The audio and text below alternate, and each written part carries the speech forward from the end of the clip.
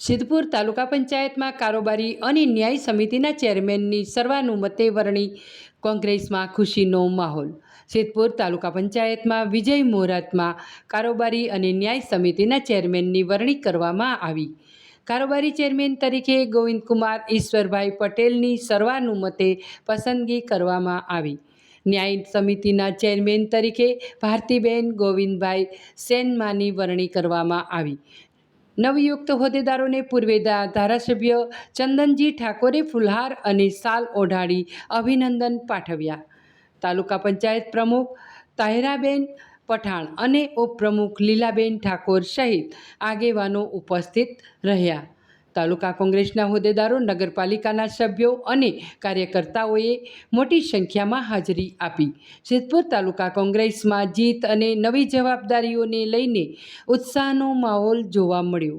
સમસ્ત કાર્યક્રમ દરમિયાન સિદ્ધપુરના પૂર્વે ધારાસભ્ય ચંદનજી ઠાકોર, તાલુકા પંચાયત પ્રમુખ તાહિરાબેન નઈમખાન પઠાણ, ઉપપ્રમુખ લીલાબેન અગરાજી ઠાકોર, તાલુકા કોંગ્રેસ પ્રમુખ હમીદભાઈ મોકણેજીયા, તાલુકા પંચાયત પૂર્વે પ્રમુખ દશરથભાઈ પટેલ, દીપકભાઈ તેમજ નાના મોટા કાર્યકરો હાજર રહ્યા હતા।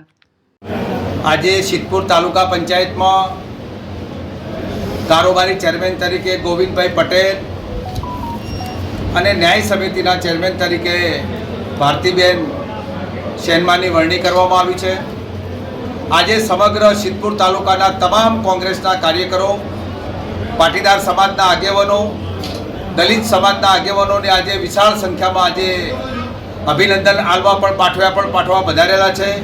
તમામને હું પણ શુભેચ્છાઓ પાઠવું છું। અમારા તાલુકા કોંગ્રેસ સમિતિના પ્રમુખ સન્માનીય અમિતભાઈ, તાલુકા પંચાયતના પ્રમુખ સન્માનીય અમારા ભાઈશ્રી નઈમ ખાન અને સમગ્ર ટીમ આજે આ કારોબારીની વરણીમાં સૌને શુભેચ્છાઓ પાઠવી છે। અને આવવાવાળા સમયની અંદર અહીંયા સિદ્ધપુર તાલુકામાં અનેક પ્રકારની જે ખૂબીઓ છે, તાલુકા પંચાયતમાં જે 2.5 વર્ષનું શાસન ભારતીય જનતા પાર્ટીએ જે કર્યું, કોંગ્રેસની તાલુકા પંચાયત તોડીને જે મચોડીને જે શાસન કર્યું, એમાંથી સિદ્ધપુર તાલુકાના તમામ રહીશો, તમામ નાગરિકો અને અહીંયા આવતાવાળા નાગરિકો હેરાન પરેશાન થઈ રહ્યા છે।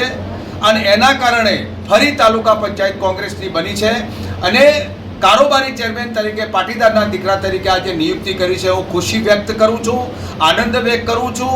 અને આજે પાટીદાર સમાજના 400-500થી વધારે લોકો અહીંયા આભાર વિધિ દર્શન ગાંઠીને સમારંભમાં આજે પધાર્યા છે।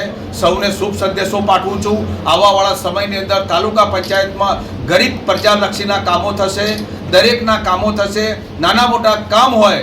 અને આપના મીડિયાના માધ્યમથી પણ સંદેશો પાઠવું છું કે અહીંયા તાલુકા પંચાયતમાં અમારા તમામ હોદ્દેદારો હાજર રહેવાના છે।